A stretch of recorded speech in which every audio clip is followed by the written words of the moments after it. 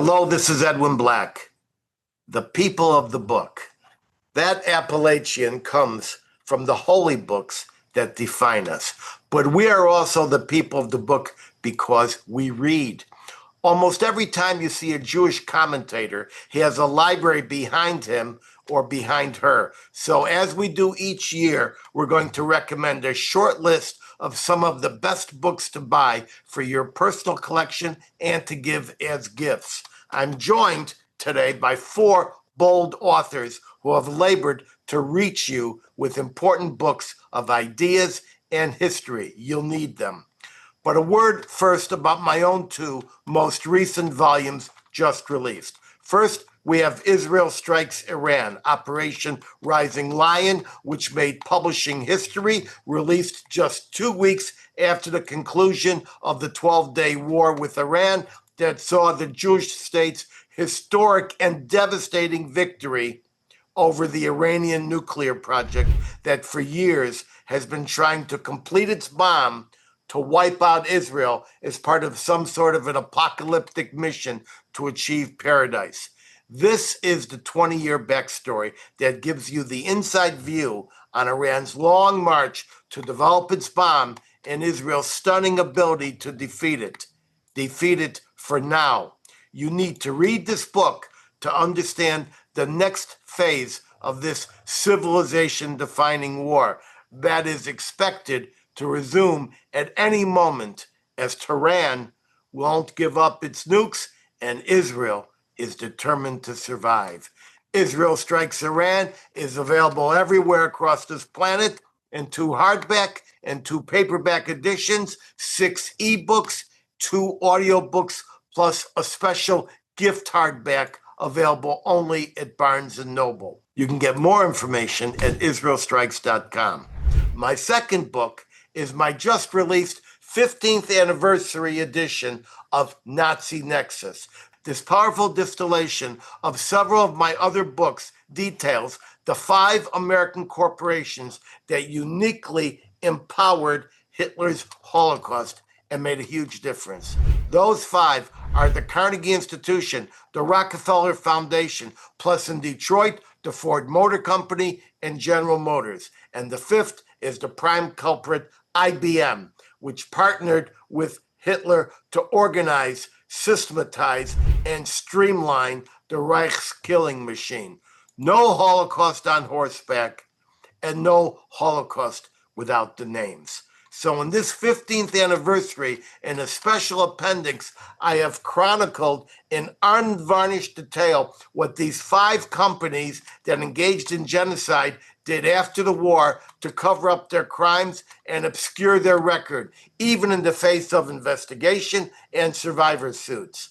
The gloves are off, and the truth about cover-ups and corporate complicity are laid bare. It's Nazi Nexus, 15th Anniversary Edition. Like my other books, it is available everywhere across this planet in 2 hardback and 2 paperback editions, 6 ebooks, and 2 audiobooks, plus a special gift hardback available only at Barnes & Noble. You can get more information at NaziNexus.com. That's NaziNexus.com.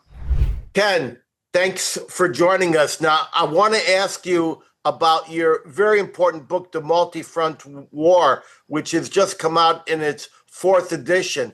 And what struck my eye about this important book is something that some people have not yet come to grips with, and that is that there is so much Islamization of some of the nuclear powers, like France and Great Britain, that we in the West, especially in the United States, may have to think about taking over their nuclear weapons. Tell us about your book and this important issue about who's controlling these nuclear weapons. Thank you for having me. In the book, I added a chapter. That's the 4th edition. The rest of the book stayed the same. And one of the key themes in the 4th edition was that America and Israel, the only 2 countries that basically function properly, have to become much, much more proactive in confronting their friends their enemies, their frenemies, everybody, and confronting the forces of evil. Now, forces of evil can penetrate your friends. So, for example, take France and England. They have not closed their borders, and they're not deporting their Islamists. If you follow the trends, in 10, 20, 30 years, they'll become Muslim countries, but they have nuclear weapons. So America can't sit around and watch the Islamization of France and England, and we have to intervene. And so President Trump has to say to them, basically, close your borders, deport your Islamists, stay a Judeo-Christian country, otherwise give us the key to your nuclear weapons. We're not going to sit back and let you have nuclear weapons that fall in the hands of Islamists. It'll destabilize America because the weapons will be pointed at Germany and America and Israel, and we can't tolerate that. Well, your book is a very far-reaching book, and this is just one of the many astonishing points that have made this book achieve a center of gravity for thinkers about the international situation. And the book is now available worldwide in numerous editions, including audiobook, hardback, and paperback at Amazon, Barnes & Noble, Google, Apple, etc. Correct? Correct. Thank you for joining us. Now I want to turn to Jonathan Harounoff, who's working for the Israeli delegation in the United Nations. But at the moment, he's coming to us as an independent author, and he's got a mighty and timely book. Johnny, tell us about your book. Thanks, Edwin, and great to be with you. I've written a book called Unveiled Inside Iran's Woman Life Freedom Revolt, and it's about one of the greatest bouts of uprising that took place in the Islamic Republic's 46-year history.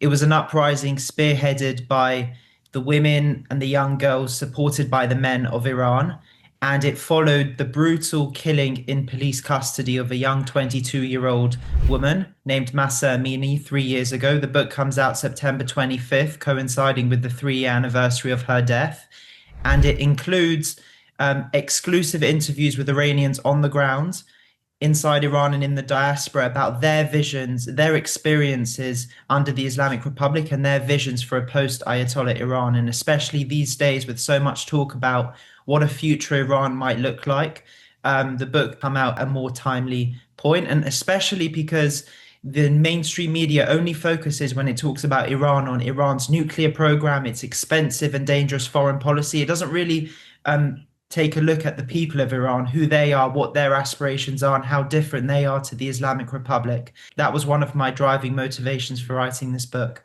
And Johnny, this is a very important book because astute observers such as you and I know, some 70% of the Iranian population does not endorse the Ayatollahs and the mullahs and their repressive regime and their desire to foment war in the Middle East, including against Israel.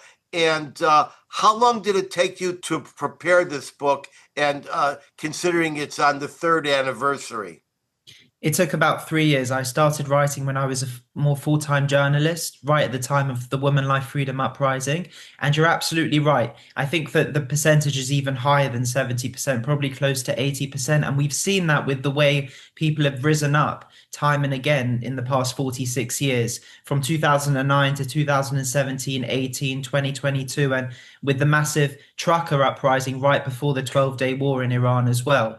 You're seeing the people of Iran rise time and again because their regime doesn't care about them, cares more about exporting a very dangerous and expensive foreign policy, and it's diverting all of these resources outside of the country, and that's why there's so much anger and resentment inside Iran. All right, thank you, Johnny. Now we want to turn to Nathan. Nathan, tell us about your book, which comes out of the ashes and fires of October 7th. You are a child psychiatrist, and you've done a great deal of work involving the trauma of that horrible day. Tell us the name of your book and what it's about. War Trauma, Lessons from Israel, is about my work in the South Negev with children. They have their pictures and stories that they give who are evacuated from the Gaza envelope with their parents, with faculty at the Ben Gurion University, with students at the university, and with soldiers who've gone through acute trauma. What can we do to rebuild their lives, to rebuild a people, and to rebuild this nation? That's the focus of the book. And who's the publisher of this book? Routledge, which is a London publisher, is publishing the book. It'll come out, well, it's already out. You can pre-order it. It'll be available at Amazon and, of course, through Routledge, yes. So, folks, go to Amazon because that's the place where you're going to get this book.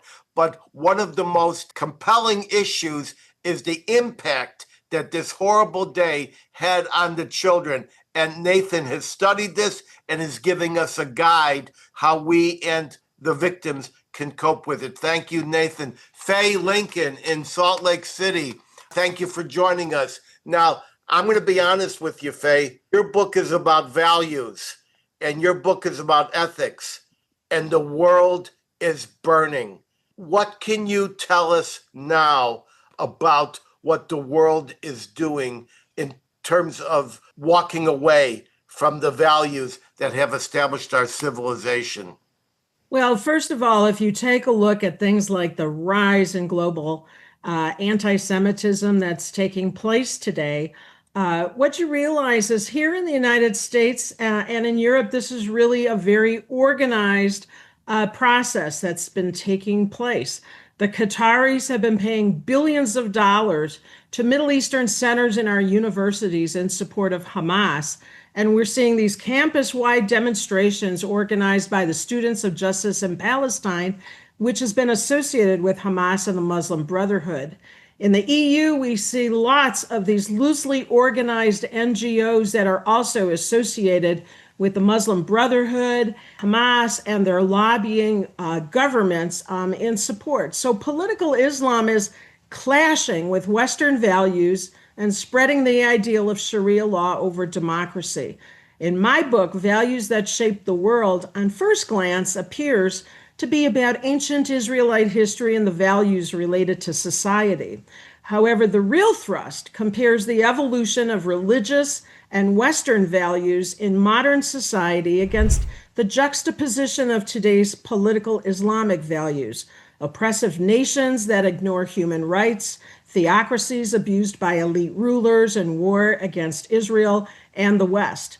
So this book really gives us a glimpse of a past where ancient religious values grew into modern democracies, while nations oppressed by political Islam have been left behind. It will give you a better understanding of the evolving contrast between these societal clashes. So, Faye, are you hopeful or not hopeful about the coming future? I am concerned that we are in a period of decline. And we're also in a period of rapid transition in society because of accelerating technological changes that we're seeing, the geopolitical tensions that we're seeing around the world, and the clashes that I just talked about. Now, the institutions have to change along with that, but we as humans are a little slower to adapt. So my concern is that in society, there will be a void as the values begin to evolve. And what we have to do is we have to find the values that really will help us move forward in this changing society. Otherwise, the decline will become even more rapid. I'd like to see the trajectory change over time. All right, ladies and gentlemen, here you've got 4 excellent authors who are going to prepare you to deal with the coming times. So go out and order my 2 books, Israel Strikes Iran, plus the 15th anniversary of Nazi Nexus, which you'll find astonishing. Ken's book, The Multi-Front War, and War Trauma, Lessons from Israel, and Johnny Harounoff's excellent penetrating book on Iran, and that is Unveiled. And I recommend all of these books, my 2 and these 4. Thank you very much. If you have a hard time finding any of these books, just send an email to ask@edwinblack.com, and I'll make sure you're directed. A big thanks for everybody for getting up and doing what you're doing at the times that you're doing it. Thank you. This is Edwin Black.